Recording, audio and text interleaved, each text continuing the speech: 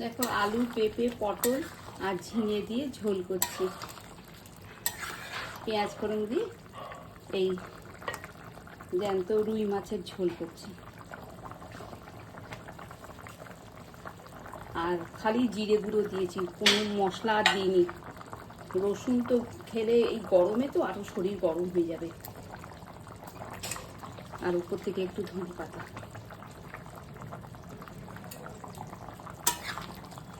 মাছের জলটা রসটা হোক, আর এই পাশে ভাত হচ্ছে, আর একটু বাকি আছে, থাক একটু।